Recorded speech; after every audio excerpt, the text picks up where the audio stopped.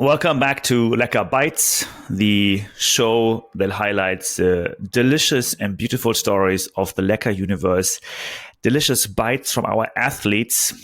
And I'm here with my best friend, Ned, who had a delicious backyard race, feeling like a kid in a chocolate factory. Hello, Ned. Marcus, my dear friend, what a beautiful intro you have been practicing. I had a delicious, wonderful, special time. And yes, thank you for indulging me in my three favorite subjects, backyard running and Lecker. Exactly. I mean, I feel like I talk to you more these days than to my own mom, but we haven't had actually the time to really talk about your backyard win, because you are officially the Singapore backyard champion. And so I thought, let's really dig into this, how you managed to do backyard. Also, because I have more and more friends doing backyard, and people are asking me, how do you do it? How many hours? How many minutes? What's nutrition like? What strategy do you use? How do you do shoes? So it seems like backyard is really getting traction globally and is still niche, but it's becoming something people are doing more. So this episode, I really want to dig into your backyard info and details to share your wisdom with the world, how you became Singapore champion as people are doing it. And of course, you're preparing for either the big thing next year. But first and foremost, congrats on becoming Singapore champion. You have achieved something you've been talking about for the last years. I don't know how, actually, many years by now. And many years, it's amazing. So actually, let's start there. How important is goal setting? Boom, let's go. I only train alone. So I train alone. And as I am training, I think a lot about the win. Like, I really do visualize it a lot. Like, that goal sits. When I'm out there, I think about what would it be like to be an assist, what it would be like in those last laps. How would I feel? I think about the feeling, and I'll be honest with you, I can work myself up to a pretty emotional state when I'm training, thinking about what it could be like if I can get there. So it's, and as people who ever follow me on LinkedIn, I have taken this stance that I will say what I'm going to do. Not in some douchebaggery kind of way, hopefully, but I just want to put it out there. So I put out some pretty hefty goals. I put out that I wanted to run till Tuesday. I wanted to run 300K, and I wanted to be the last man standing. So I do think goal setting is important, because once you say it, I think it just becomes something it's harder to give up on. So massively important. Can you remember the day or the time, at least, time range where you articulated your goal? How many months or years before the actual race did you do it? Well, I have said to people around me that I would adore to be an assist or a win in backyard since I've known backyard. And I've followed backyard probably longer than most, probably 12 years.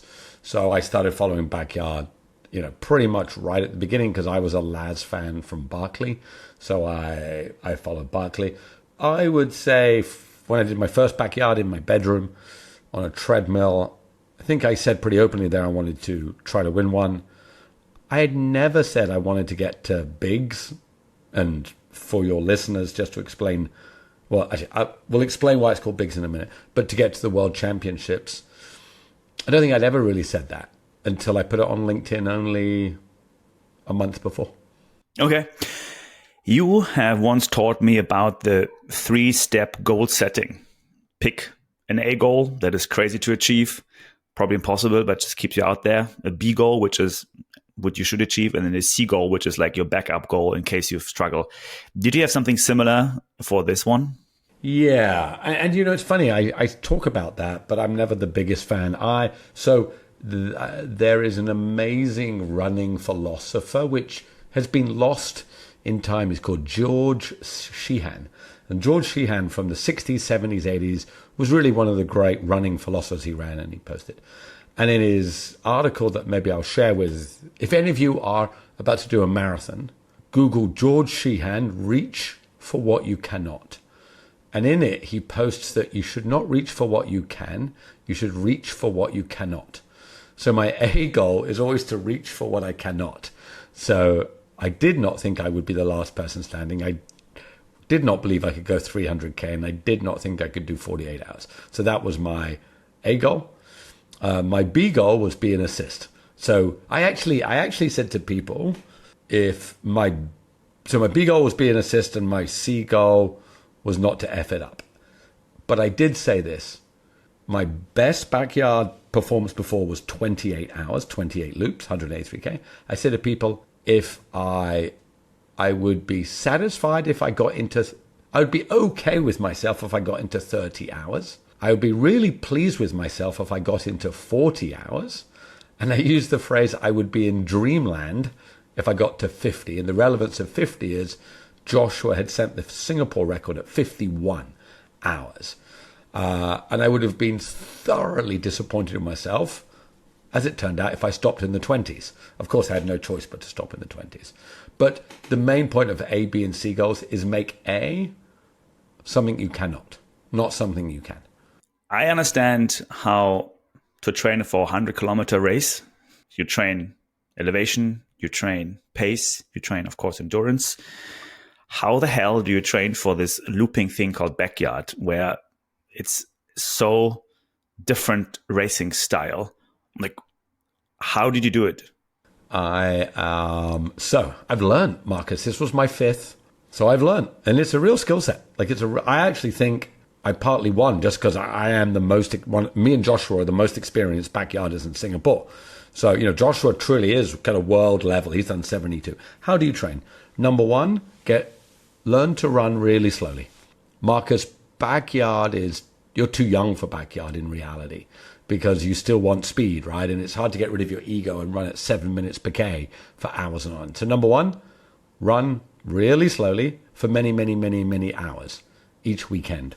So my biggest thing I did this year is each weekend I went out for a 50 or 60K run at really slow, 7 minutes, 7:30 per K, super slow. So do that. Secondly is practice looping. So I would often at 8 p.m. at night, I thought about it, but I would tell my wife, okay, I'm doing a 12-hour set tonight. From 8 p.m. till 8 a.m., I'm going to run 6.71K loops from my house. Think about it. Everybody has a backyard loop outside their house. You just do. Go out and run loops. In the hour, on the hour, put your gear by your front door. Practice it. Practice it.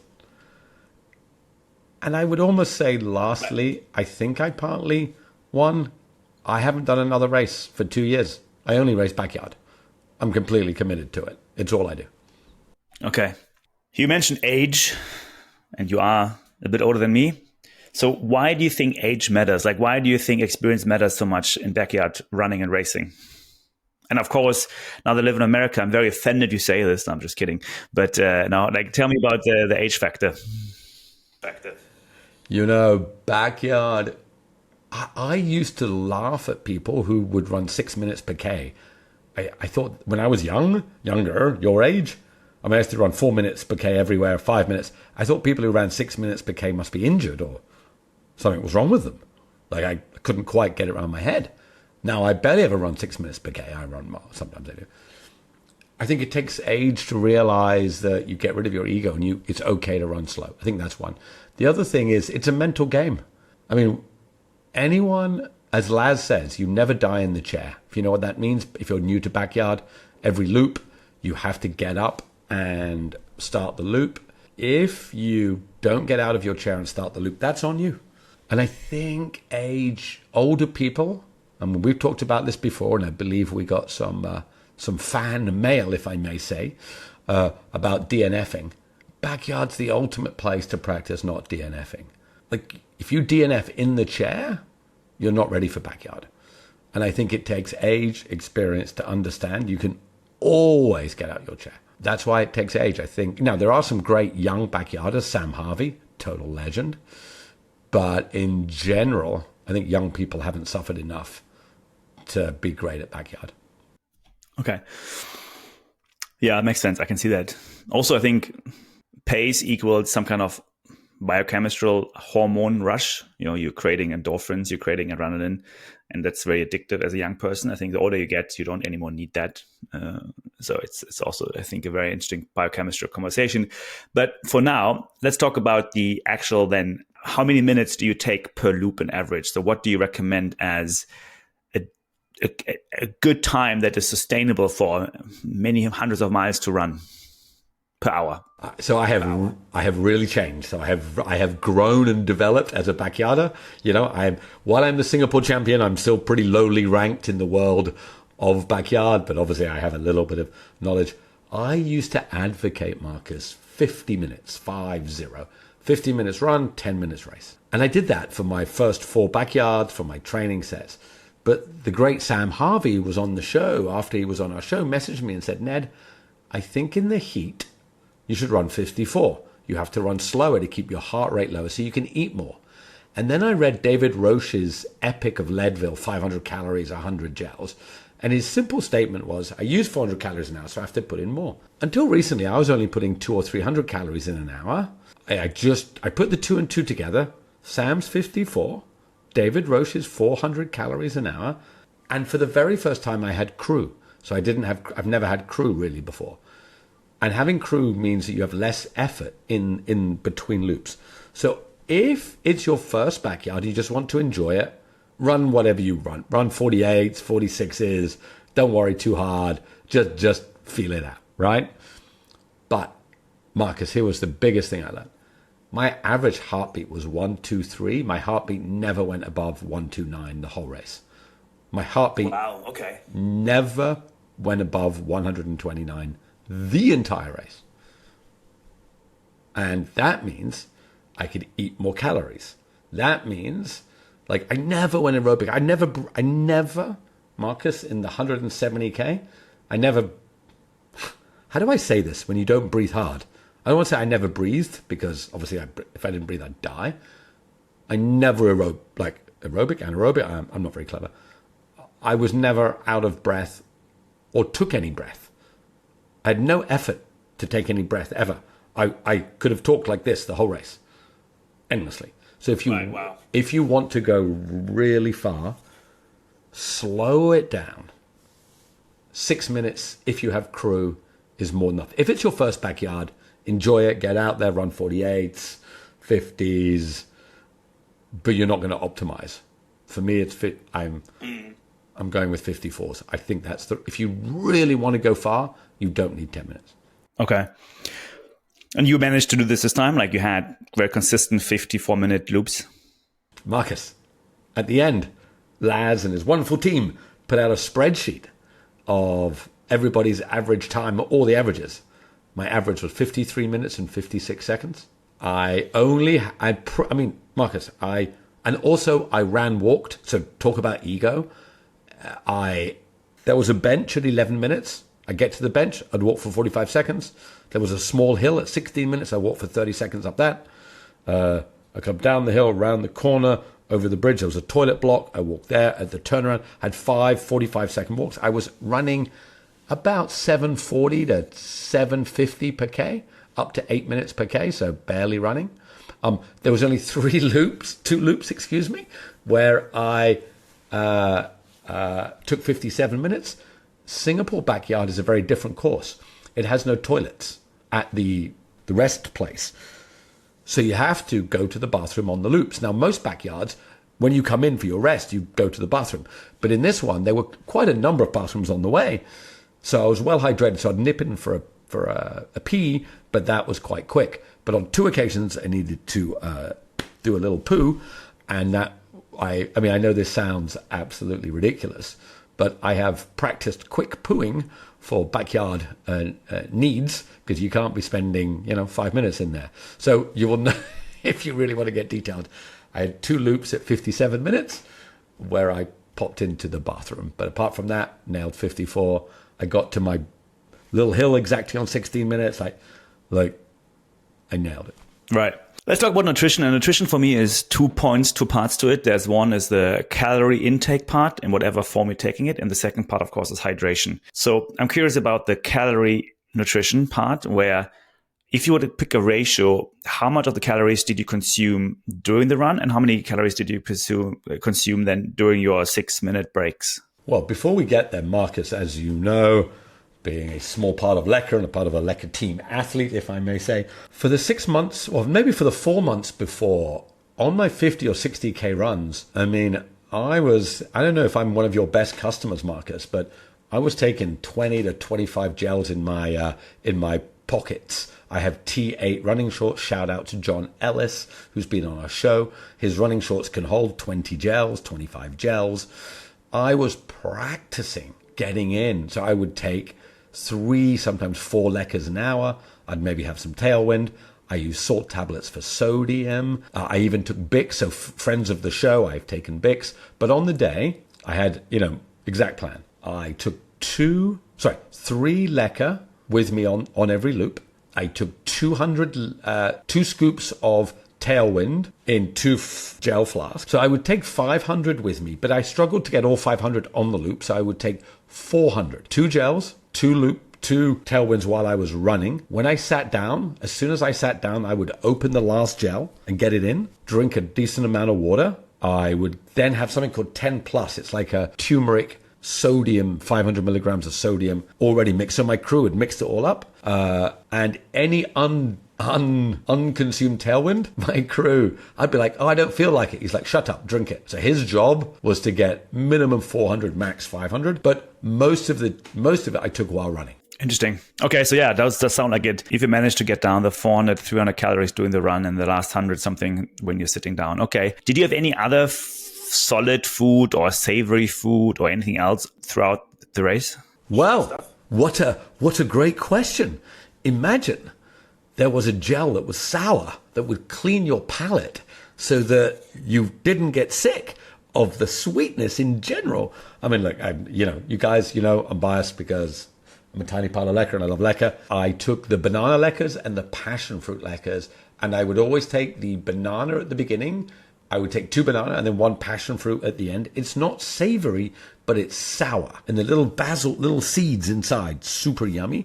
But no, Marcus, I did something quite different. I used to take Coke, crap food, pot noodles, anything to get calories in. I took almost none of that. The only other thing that I took a lot more was fruit. I ate jackfruit, watermelon, oranges. When I came in, I was craving fruits after like the 10th loop. So I was consuming watermelons, oranges, jackfruits, papaya, and on loop about 20, I felt a little sick. I took a little too much tailwind. I think it was just a little strong, and I felt a little sick. And I was like, damn, because if you're sick, there's a couple of hours, no calories. I had 1 can of Coke. My stomach calmed immediately. But that was it. No savory, just I took 2 scoops of tailwind, 3 leckers. And I didn't always get 3 plus 2 in. And just for clarity, there is 100 calories in pretty much in every lecker, 100 calories in every scoop of tailwind. There's 300 milligrams of sodium in a tailwind, and I would then have my 10 plus at the end with another 300, so getting 1,000 milligrams of sodium. I had my fruit, 1 bit of Coke, water, but no savory, no other food. Wow. Okay, that's actually quite interesting. I mean, I do know that you have a very sweet tooth, and I do know that you enjoy like sugar stuff in this case, or carbohydrates, and in that form. Marcus, maybe just to jump into that, I actually think, and we can talk about the actual specific on the race, but I don't want to say I could have gone another 24 hours, but I could have gone another 24 hours. Like, I've never felt this good. So I have an incredibly sweet tooth, cake, ice cream, not on the race day, but during life. Marcus, since August the 1st, I was on a run and I was thinking, can I win? And my brain just said, Ned, you got to stop eating crap. Marcus, until right now today, I have eaten only single ingredient foods for the last 3.5 months. I have not touched 1 drop of any soda, any sugar. I have dropped 8 kilos. You maybe can't see this through this. I've dropped from 81 to 73 kilos. I'm now stabilized at 73. I have touched Marcus, I have no alcohol, no sugar, only when I say single ingredients, chicken, fish, vegetables, fruits, rice, nothing else. Clean as a whistle. Wow. And I feel it, man. And I told myself after the race I can eat whatever I like, but I'm losing the taste for sugar. And of course, after I won, I'm like, wow, there's another year of clean because I'm going to Bigs. So 1 more year, I'm going to eat completely clean. And I think it helped me. And I drank a lot more water because I only drink water now. I drink coffee and water. I don't drink any fruit juices. I drink nothing else. water and coffee. I think that was a massive help to me. So my sweet tooth is kind of gone. Interesting. That's a big change. I didn't know that. Yeah, that sounds like a whole lifestyle change, and that's so fundamentally important to what you're trying to achieve. And it comes, of course, with this mindset set on winning, and it's beautiful once it's so clear and so focused on a goal, then how everything else kind of falls into place. I can see that. No, that's great. Good to hear. Good to hear. On that note, we did get a order from our partner in Singapore who is selling leca, ordering suddenly a lot of gels again. I'm like, I wonder who has bought all the gels from them. Must have been you. So, yeah. Marcus, do I win an award for the single biggest order? So on Backyard Day, 'cause I'm not a very organized person, I actually went on the day in there and I brought, let me get this right. Yes, I brought 8 boxes. I brought 96 gels because what I was hoping was I could go close to 50 hours, 2, possibly 3 a loop. I actually worried I had underbrought, but I don't know if I hold the record, but I brought 96 gels just for me in one go. Don't know if that's a record. Yes, you are still officially the world record holder in leca consumption per race. That is very accurate and correct. Quickly talking about your gear, because I'm very curious about that too, because I've done my 12-hour races and I had to change my shoes throughout the race just to get a bit of a mix in. How did you do gear? Did you change anything? What's your tips and tricks there? I never change shoes, no matter how far I go. Never take my shoes off, never take my socks off, never. It's just me, never change. I had, just running shoes, ASIC shoes. I wear the same shoes, always have. I have these runderwear, like pants. I had definitely started to get a bit of chafing. Marcus, you have not had a child, so you don't know what Sudocrem is, but it is a baby nappy rash cream. So I have large amounts of Vaseline and baby rash cream, which seemed to solve it. It was getting a little tender. My T8 shorts, but that's it. No, the only change I did was every 6 hours I changed my running shirt. I think people have heard my little story, but I had running shirts to keep me motivated in 6-hour blocks. The plan was, and my crew washed them every 6 hours, my plan was to rotate it for 48 hours. So use each of them twice in 6-hour blocks. That was the plan. But obviously the race finished earlier than expected. Which is the other good point I was thinking about now is, as we know, last one standing means the second one has to be as good as the first one, ideally, or almost as good. So what happened this time around with the second person dropping out, and how do you have this dynamic working in your favor to reach more loops? So it was a really, Marcus, you asked at the beginning about goal setting. I have dreamed, I've really thought a lot about being the assist. So if you guys are new to Backyard, the way it works is, and I get a lot of questions about this. People ask, why didn't I carry on if I felt okay? The rules are the winner must go one more loop and one more loop only than the second place person. So if the second place person does 25 loops, the winner has to do 26 and finish it in time and they win. Okay, that's it. I have dreamed often about being the assist because quite often there are epic battles where there are 2 people left and they go on for like 24 hours or 30 hours, just one-on-one. So last 2 years ago at the Singapore World Championships, I came third. I dropped out in 28 hours. And then Derek and Joshua, who was still in the race this time, went on from 28 hours to 51. So they went for another 23 hours, one-on-one. And think about it. You can only win if they stop. They can only win if you stop. But as Laz says, you love each other. Imagine, Marcus, me and you at the end of a backyard, one-on-one. I love you, you love me, but I need you to stop. You need me to stop. But in a funny kind of way, I don't want you to stop because I want to be the best I can be. So we both want, but I also want you to stop because if you don't stop, I can't stop, right? That's why Backyard's so special. It's such a beautiful, and I must admit, so I had told myself, Marcus, that 24 hours was just the entry fee to the race. Me and my crew had this statement in our heads. 24 hours was the entry fee. That's not the race. Backyard starts at 25. But when we got to 24, there was only 3 of us. And when we went out on 25, and I had been last every loop, same every loop, I'd been last, they all took off. There was Joshua, the king. When I say the king, he's done 51 loops in Singapore, 72 at Backyard. And there was Zoe, a very capable runner who I know. And on loop 25, I caught her, which I've never caught anybody. She was suffering and she was walking a world of hurt. And I passed her. And then as I went down, because it was out and back, I didn't see Joshua. And I was like, have I won?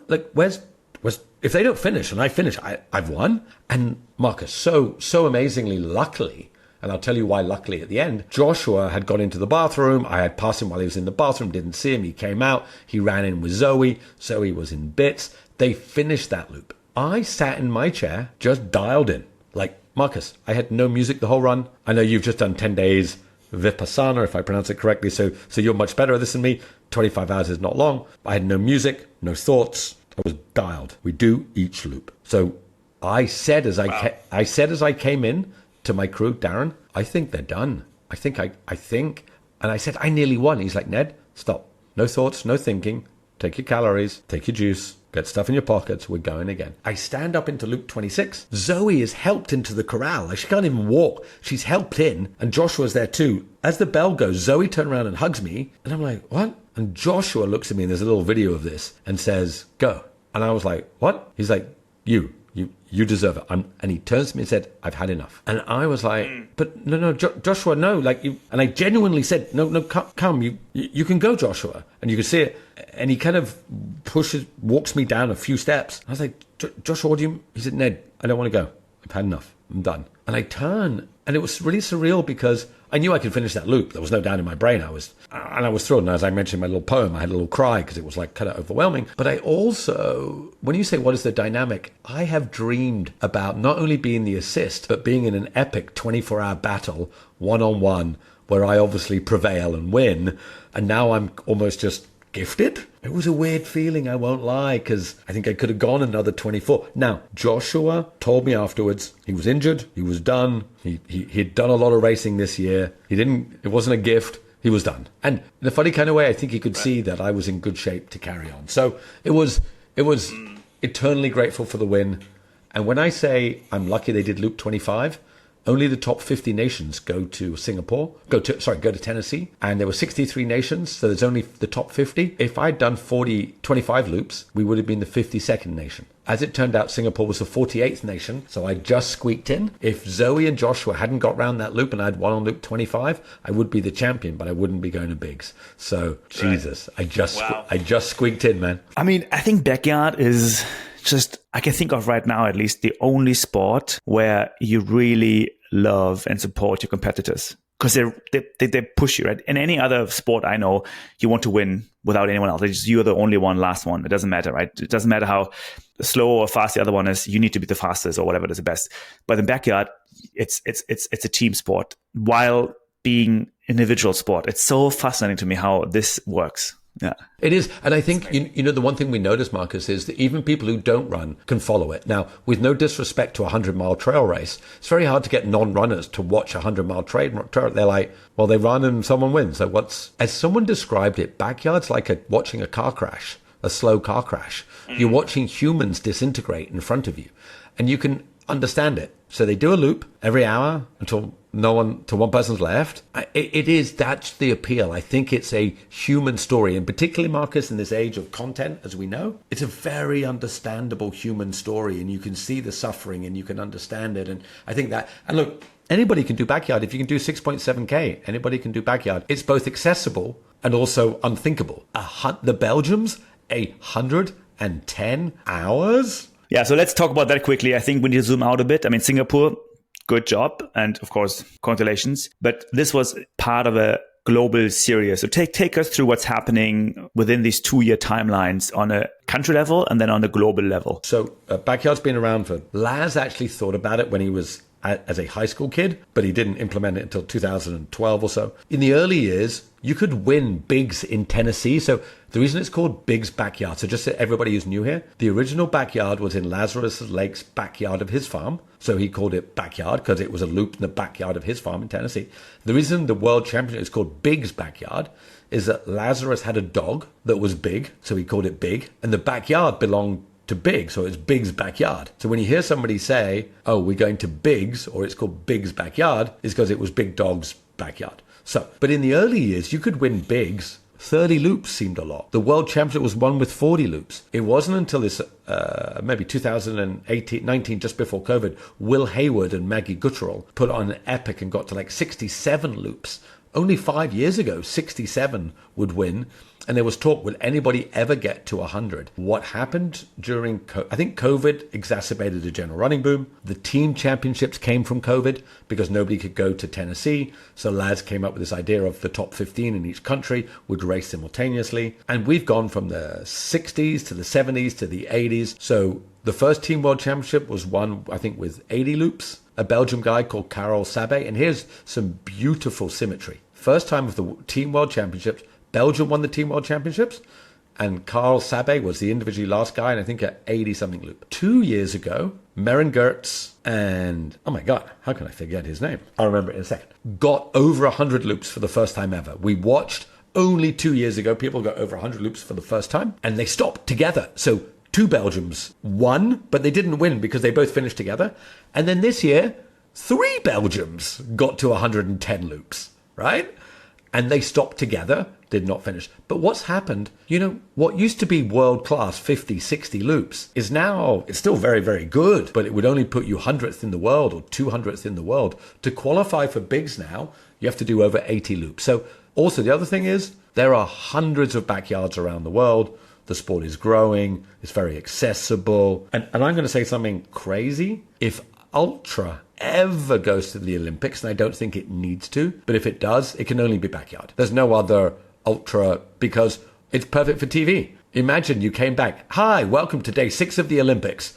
And by the way, the loony backyarders are still going, running around the stadium. Just tune in for 10 minutes to watch these people kill themselves. Backyard's on a massive growth trajectory. I think it's only just the beginning. You are going to Bigs next year in Tennessee. Are you excited? And what's your plan? Oh my God. I mean, just a few days after the race, Lazarus emailed me. He only emailed to ask me, did I need a visa to get to America? But just the idea that Lazarus would email me. I mean, look, I've been a Laz fanboy since Barkley. I've been following Barkley. I mean, I've been in Ultra 30 years. Like, I knew of Laz in the early 2000s. I've been following Barkley since the early 2000s, right? The idea, and Laz has gone from, kind of famous in Ultra to that amazing documentary, The Race That Eats Its Young, where everybody knew it, to Barkley, and then Jasmine Paris winning Barkley, finishing, and backyard. Only 75 people get to go. Like, you can't believe how fortunate I am. I'm going to be with the world's best. So I've been to Kona. I qualified for the Ironman World Champs, very excited, 13 years ago. But the top 75 in Laz's farm. I mean, this is it. Like, I'm going to be 58. You know what, Marcus? I'm going to be the oldest person there. And I think so far I will be the oldest person ever to race bigs, from what I can tell. It might not be, certainly I'm this. Like, I'm going to the epicenter. I'm going to the backyard. And Marcus, I'm just going to say it. I'm going to put my goal out. I'm going minimum of 48, but I'm going after Joshua's 72. So I'm going after Joshua's 72. I'm going there for over 3 days. I mean, which better place to achieve that than at the bigs, where you are competing with the best of the best? I think that is very likely. And you have so much time to prepare, and you already have prepared yourself for decades, right? We're talking decades here. It all comes together. It's so beautiful, man. I'm so proud of you. I really so proud of you. What you've been doing. I'm grateful. I'm fortunate. I feel like to follow your journey and seeing it very close up now, and it's so wonderful too. Usually you've done Kona, you've done all the other races, and no, life doesn't stop there. Life actually continues, and you will find your challenge, whatever you feel like. And I think that's just a testament of a great life path that is out there. You just got to go and get it. Thank you, man. Listen, man, and I appreciate it. You've been a big fan and supporter. As you know, I've had a few years that have been, what's the technical word? Pretty crappy. And running has been a solid thing there. And hey, guys, just to shout out, do not tell me you're too old. I'm going to go and set a PB at 58. I'm going. Like, I just am. Like, I don't have any doubt in my brain, So, yeah, thank you, man. I appreciate it. Marcus, if I take 2 Lecker gels an hour, and I run 72, I must be the first person over 100 Lecker gels in one run. Can I get to 100? I tell you what, Marcus, my goal will to be taking 150 Lecker gels while I'm at Bigs. Wow. I think I need to think about a special award for that, so that, we'll give you something, a t-shirt or something. Officially the world record holder Lecker gels for a race. That is so good. Yeah, amazing, man. I think this wraps up the ultimate guide to backyard running. I think this is a great episode title. I really think that is so valuable for so many people out there who are now entering the backyard journey. Again, I have so many friends reaching out, asking about backyard. And I think this is a good teaser. Of course, you got to do it yourself. Go out there, as you always say, go out there and do it. And yeah, I'm sure. How can people reach you, just in case they want to, contact you? And what's the best way to contacting you? Sure. No, and I would say, look, Marcus, anybody contacts you, they want to talk backyard, or they want some tips, I adore it. I love to spread the backyard love. A bit weird. LinkedIn, Ned Phillips, Ned, obviously Phillips with two L's, Phillips. The only real platform I use, it's odd, but I talk a little bit about running on LinkedIn and I talk about sales. I am on Facebook on that. You can, hit me up via One More K podcast. And bizarrely, my email is nedphillips@hotmail.com. When I got it, I was the only Ned Phillips who wanted Ned Phillips at hotmail.com. So you can send me that. But yeah, seriously, backyard, really try it. Because remember, even if you do one loop, if you can run 6.7K, you can do a backyard. Yeah. More people run 100 miles under 24 hours in backyard than in any other race format. I think there's just one more point from my side, because as you have been saying earlier, I've been also a bit of a meditation journey again. I've been doing this for many years now. And if I may say that I can think of no better sport right now that merges mental and physical component of life, because you are training your mind, and mind over body is key. But also with backyard, you don't run too fast, so you don't damage your physical structure too much. If you're, whether it's a road marathon or even trail, there's a high chance you might, it's not that easy on your joints and whatnot. But with backyard, because it's actually usually on not so much paved road and it's quite slow, and you take a break and you train your mind, it is a beautiful combination of both things. And I really, really like that. Yeah, I hadn't thought about that as much, but you're right.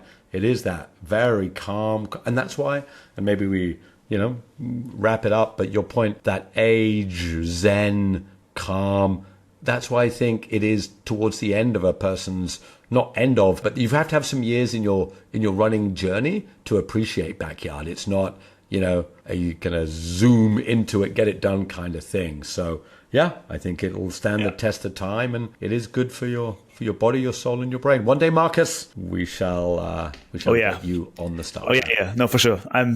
I'm getting there. It's a matter of time and for many things. But no, I for now I will just watch from the timelines, and I will definitely going to be there in Tennessee next year. I can't wait to cheer you on from the sidelines. But yeah, amazing. Congrats. Love you, brother. Good job. And we'll speak soon, of course. Thank you, man. I appreciate it. Thanks for all the love and the support. And I will continue on my quest to be the largest consumer of lekker gels in. Wicked. Take care.